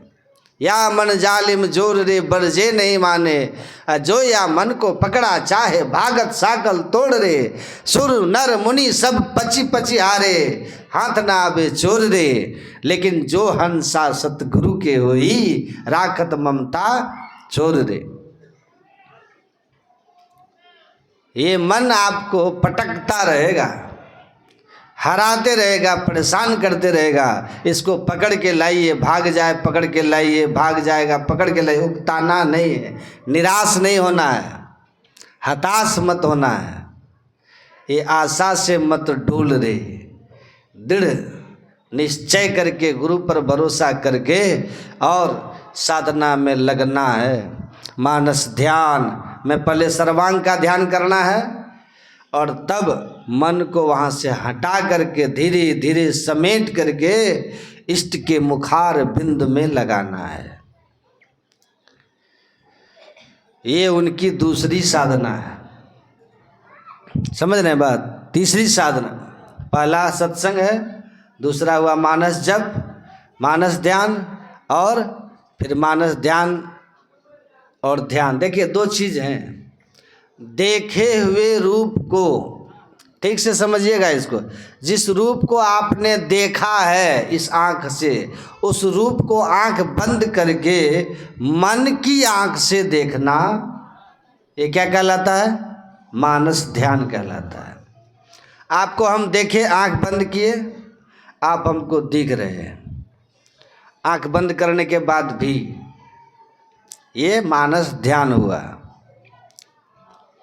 ठीक है, तो मानस ध्यान करते हैं और फिर कहते हैं, तो ये ध्यान और मानस पूजा में क्या अंतर है? दोनों तो अलग होना चाहिए। और 10 नामियों में क्या है? माला फेरो, इतना ही है, माला फेरो और फिर आंख बंद करके इष्ट का पूजा कर लो। मन ही मन पूजा करते हैं वो लोग कि भगवान को हम स्नान कराए, मुकुट पहना रहे हैं, गला में माला डाल रहे हैं, यही न कर रहे थे पहले।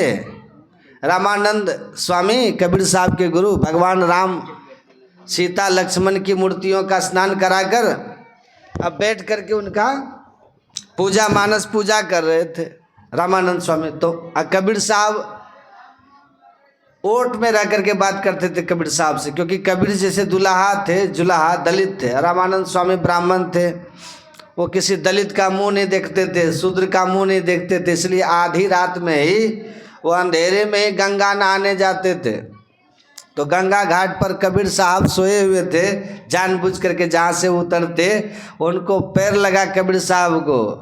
तो रामानंद स्वामी ने कहा, ओहो बोलो बच्चा राम राम राम राम राम राम, क्योंकि वो दीक्षा भी नहीं देते थे दलित को, ब्राह्मण, वो ब्राह्मण जो थे ना रामानंद स्वामी, गैर ब्राह्मण को दीक्षा भी नहीं देते, दलित को नहीं देते थे। तो कहा बोलो बच्चा राम राम राम। तो कबीर साहब ने पूरे गांव में प्रचार कर दिया कि हमको तो दीक्षा मिल गई, रामानंद स्वामी ने मंत्र दे दिया। कहा कि अरे ब्राह्मण लोग जा कर के बोला कि अरे आपने उनको दीक्षा दे दिया, ये शूद्र को दीक्षा दे दिया आपने। कहा नहीं मैंने तो दीक्षा नहीं दिया, मैं तो मुंह भी नहीं देखता शूद्र का। कहा कि वो तो भर गाँव प्रचार कर रहा है।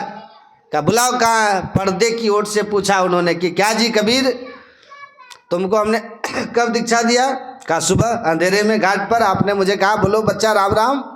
तो एक गुरु के मुंह से, एक संत के मुंह से निकल गया बोलो राम राम, तो यही मंत्र हो गया। कहा बच्चा बहुत संस्कारी है, जाओ मैं तुमको शिष्य मान लिया। उसके बाद रामानंद स्वामी को देखिए, पर्दे के अंदर में रह करके पूजन करते थे। कबीर साहब मंदिर के सीढ़ी पे बैठे रहते थे, रामानंद स्वामी ने उनका भगवान राम को मानसिक पूजा कर रहे हैं। देखिए स्नान कराए, मन ही मन स्नान कराए, उनको वस्त्र पहनाए, उनको मुकुट लगा दिए। और जब मुकुट लगाने के बाद उनको याद आया कि गले में माला तो पहनाए ही नहीं, तो अब माला कैसे पहनाए, क्योंकि मुकुट चौड़ा है, माला छोटी है। अब गला में माला घुसेगा कैसे? तो वो माला घुसाने का प्रयास कर रहे हैं, तो माला में थोड़ा था ना बीच में लगा हुआ खोलने वाला, तो वो उस पर ध्यान ही नहीं दे रहे हैं कि मन ही मन पूजा चल रही है रामानंद स्वामी की। कबीर साहब बैठे हैं सीढ़ी में, पूजा मानसिक कर रहे हैं, कोई सही में नहीं कर रहे, मन से पूज रहे हैं। कबीर साहब पर्दे की ओर से देख रहे हैं, गुरु महाराज ध्यान में परेशान है, क्योंकि कबीर बने बनाए संत थे।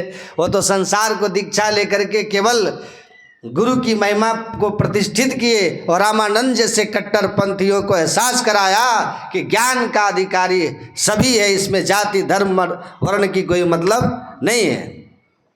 यही स्थापित करना था उनको। उन्होंने तुरंत कहा बाहर से ही, गुरुजी घुंडी खोलिए और गले में पहना करके फिर घुंडी लगा दीजिए। वहीं से कहा, रामानंद स्वामी को याद आ गया, अरे हाँ, तुरंत वो गला में खोल के पहनाए। तब कहा अरे कबीर सीढ़ी पर, मैं अंदर, मन ही मन पूजा कर रहे हैं, मन में हम फंस गए।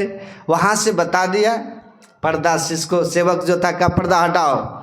सेवक ने कहा गुरुजी बाहर कबीर बैठा हुआ है, जुलाहा है, उस पर आपकी नज़र हो जाएगी। रामानंद ने कहा अरे जो रामानंद के मन की गति पकड़ सकता है, उस कबीर से ये पर्दा किस अर्थ में? हटा पर्दा। हटाया पर्दा और वहीं से रामानंद स्वामी ने कहा नहीं, मैं भ्रम में था, आज से सबको दीक्षा दूंगा। तब रविदास जी को भी दीक्षा दिए हैं, धन्ना जाट को भी दीक्षा दिए हैं, सेना नाई को भी दीक्षा दिए हैं। और वहीं से उन्होंने कहा कि धर्म में सबका अधिकार है, भक्ति में सबका अधिकार है। और वहाँ से वो उदार गुरु बन करके बाहर आए थे।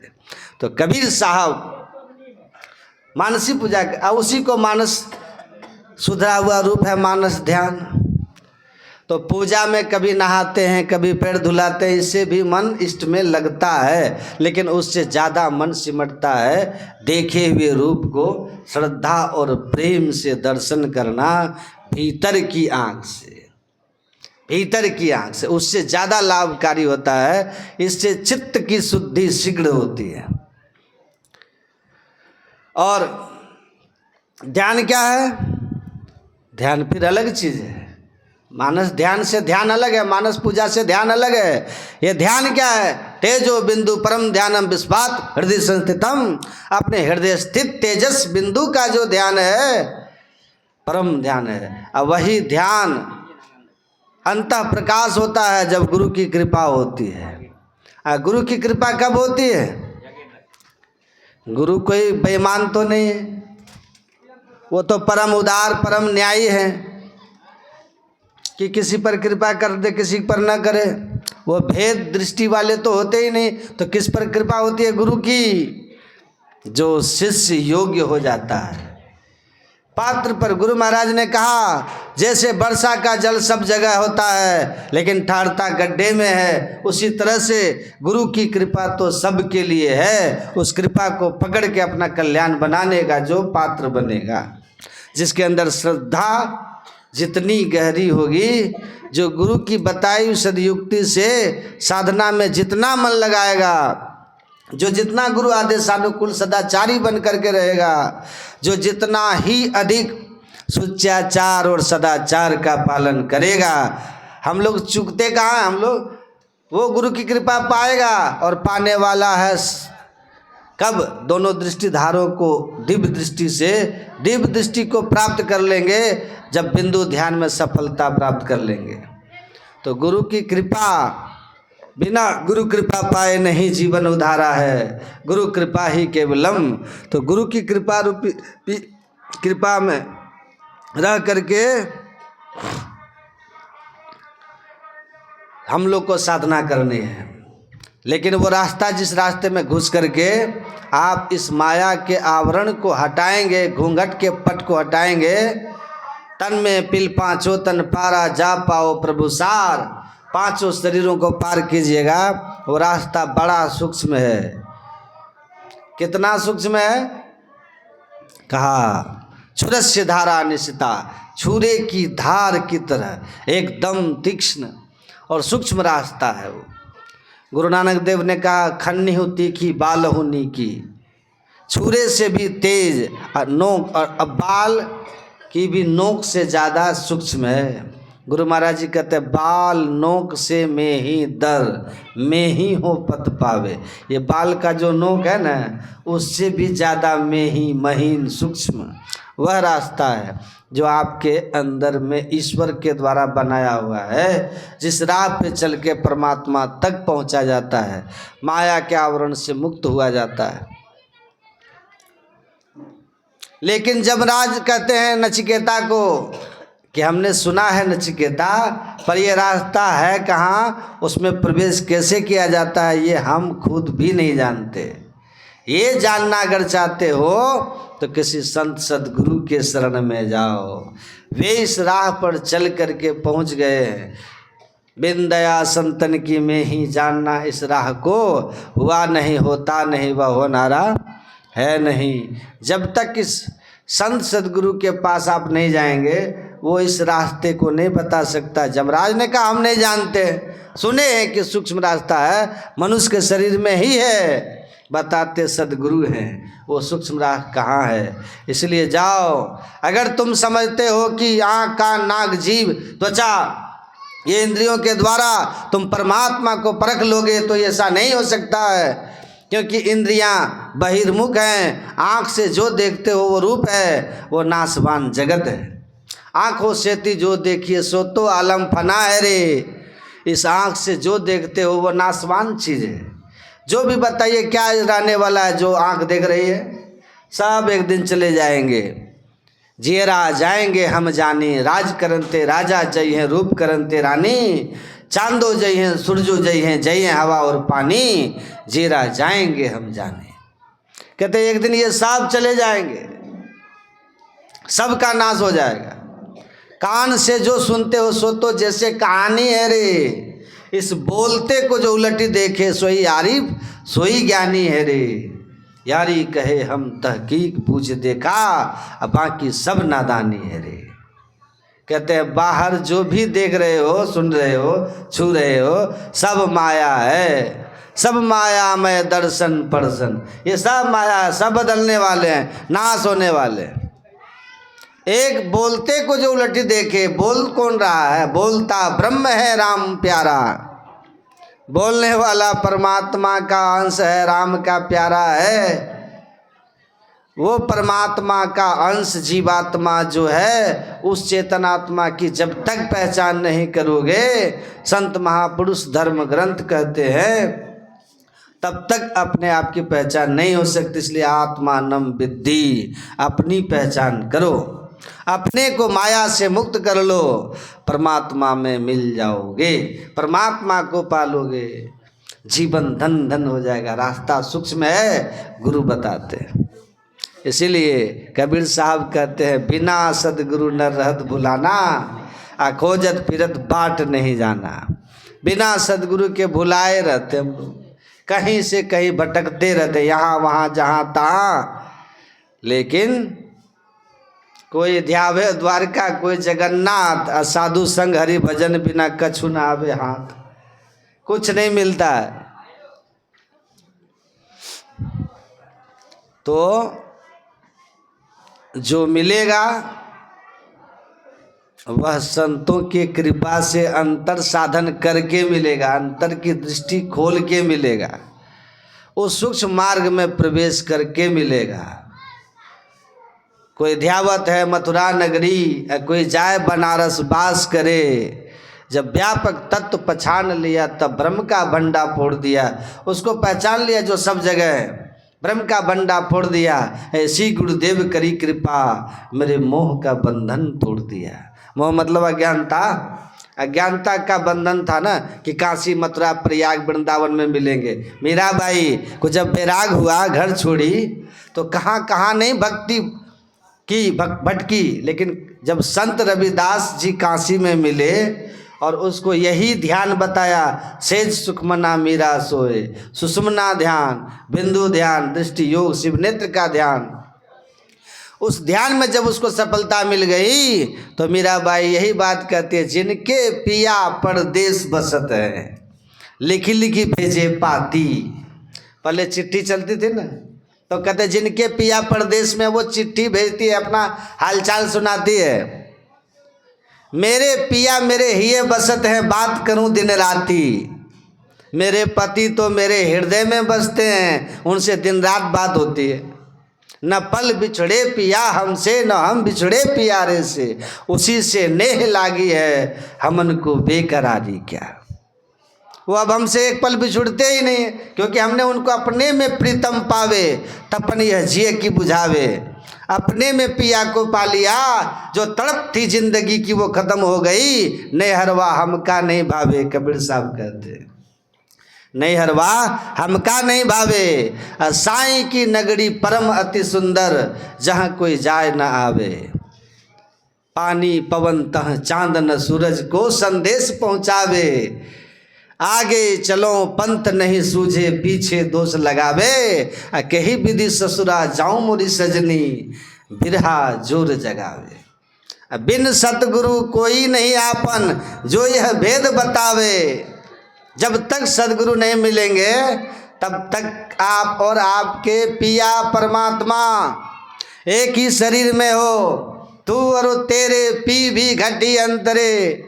आप और परमात्मा तो सब जगह है, तो आपके अंदर में भी है, और आप अपने शरीर में तो हो ही हो, दोनों एक ही शरीर में, लेकिन घट ही में परदेश। मिलन नहीं होता, खोजते चलते हो, कहाँ कहाँ भटकते चलते हो, हैं? संत मिलते हैं तो बता देते हैं कहाँ भटक रहे, क्यों भटकता फिर रहा तू है तलाशे यार में, रास्ता सहरग में है दिलबर पे जाने के लिए। वो रास्ता तुम्हारे ही अंदर में है। देखिए भगवान बुद्ध फोटो देखें, ध्यान करते हैं परमात्मा को पाने के लिए। और टीवी आप लोग देखते होंगे, मोबाइल, हम भी समाचार में देखे कि मोदी जी जा कर के कहाँ गुफा में आँख बंद करके बैठे हुए थे। कहाँ? तो मोदी जी ध्यान कर रहे थे, केदारनाथ में बैठे थे, क्या फोटो, ध्यान कर रहे थे। ध्यान ही मोक्ष का एकमात्र उपाय है, ध्यान। यही असली भक्ति है। जिस भक्ति में ध्यान नहीं है ना, उस भक्ति से सुख और शांति जीवन में नहीं आने वाली है। हाँ, मुक्ति तो बड़ी दूर की बात है, मुक्ति तो बहुत दूर की बात है।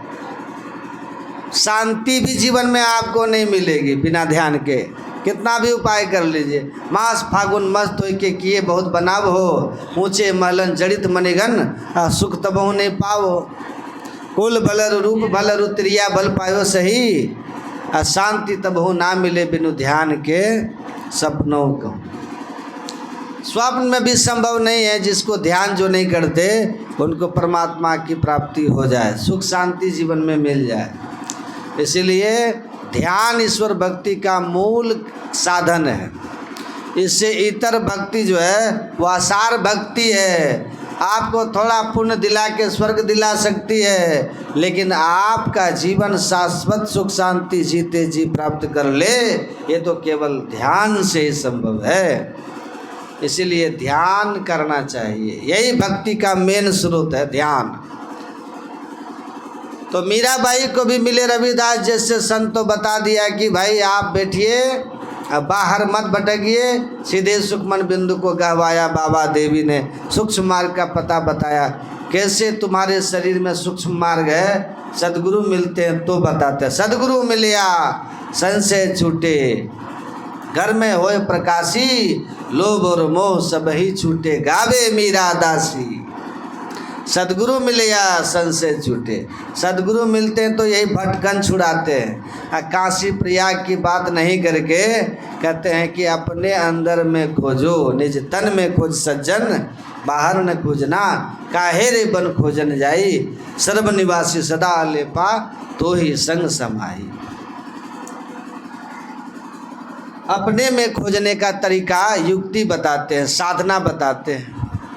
सदगुरु मिले या सदगुरु मिलेंगे तब, नहीं तो आजकल बहुत गुरु है, मुर्गा अंडा खाओ फिर भी गुरु है, नहीं है कि नहीं, सीधे गुरु है।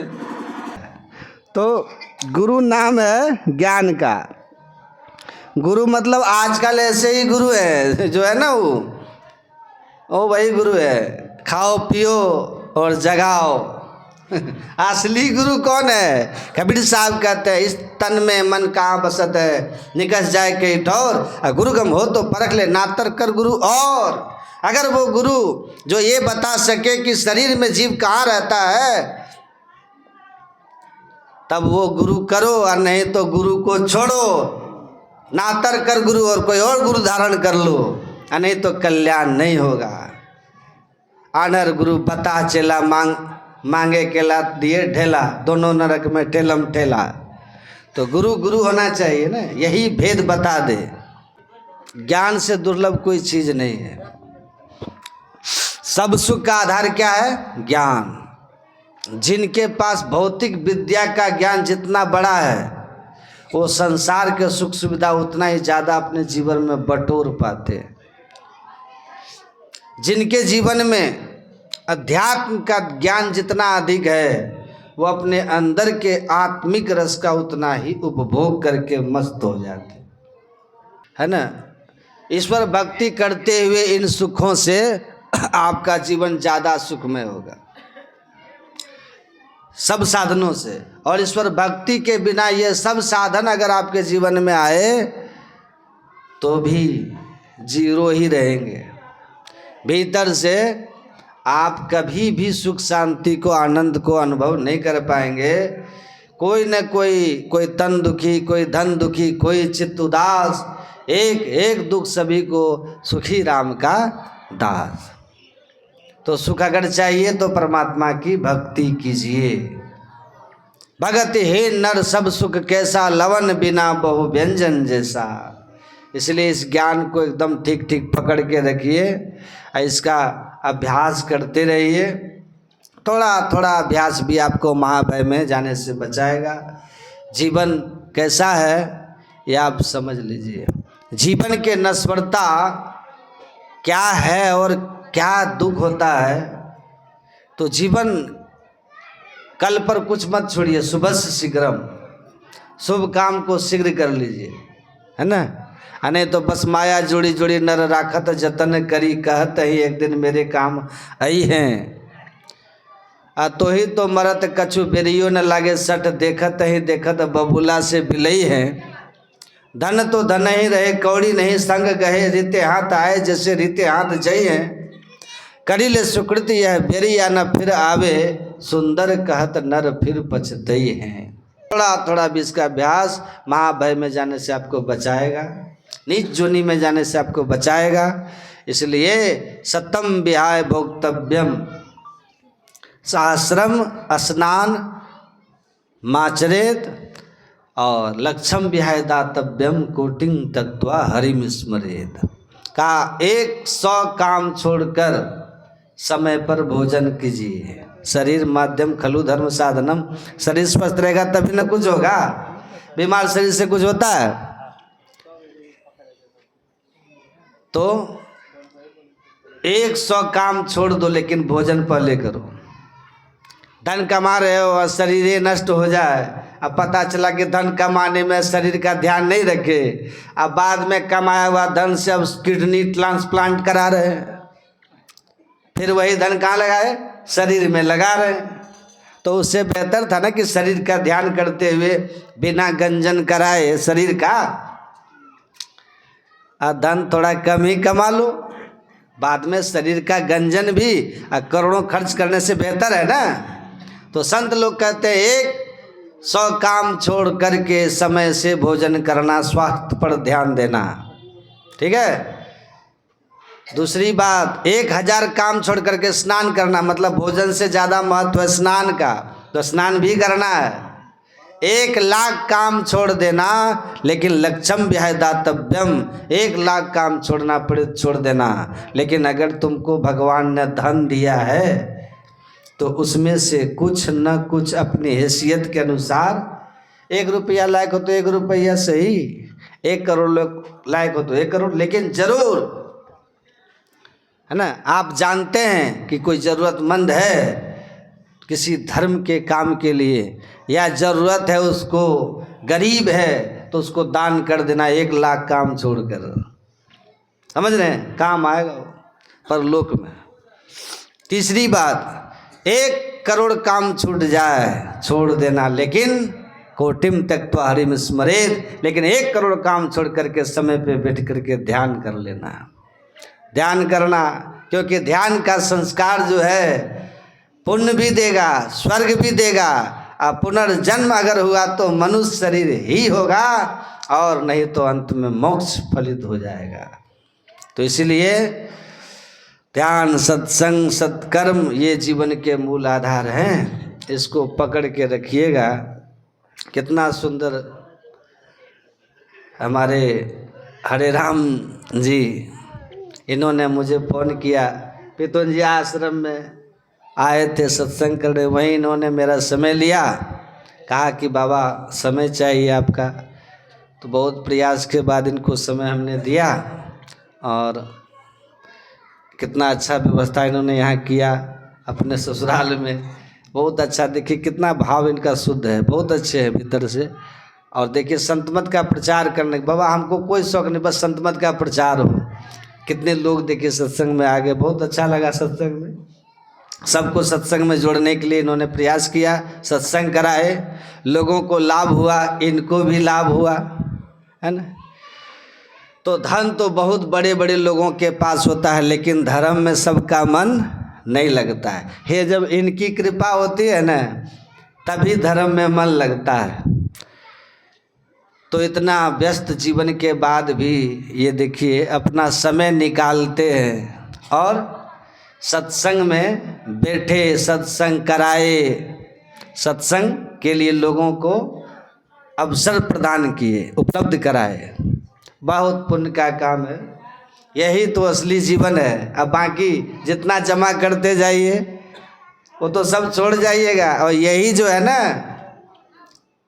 आपके साथ जाएगा। इसलिए संसार परिवार के लिए भी करो, पर अपनी आत्मा का ख्याल हरदम रखो, है ना। इसका साथी क्या है? सत्संग, ध्यान और सत्कर्म। आत्मा का साथी यही है। तो सत्संग, ध्यान और सत्कर्म में अपने जीवन को लगाते रहिए और जीवन को सार्थक बनाइए। मैं गुरु महाराज से प्रार्थना करूंगा। किनका घर वाले क्या नाम है?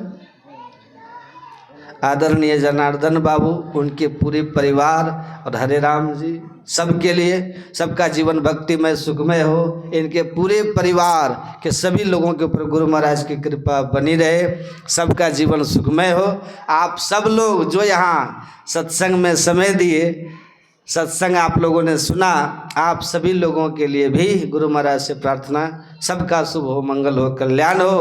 बोलिए श्री सद्गुरु। ऐसे नहीं होगा, जोर से जयकार करिए। श्री सद्गुरु महाराज की।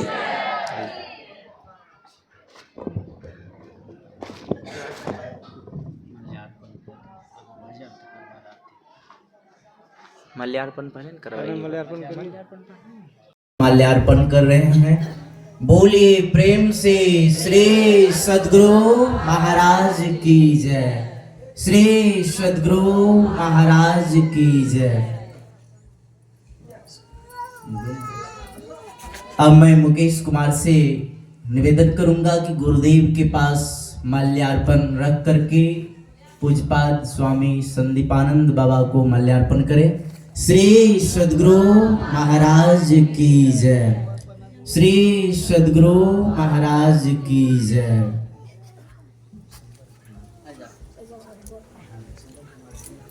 क्या नाम है आपका? बिशंबर कुमार है। बिशंबर कुमार जी ज्ञानानंद बाबा को माल्यार्पण। बिशंबर कुमार प्रिय ज्ञानेश्वर बाबा को माल्यार्पण करें। एक और माला नहीं बाबा को पहना दे। है माला है, छह माला। अब मैं विवेक कुमार से निवेदन करूंगा कि गुरुदेव के पास माल्यार्पण करते हुए क्या नाम चंद्रानंद बाबा को माल्यार्पण करें। बोलिए प्रेम से श्री सद्गुरु महाराज की जय।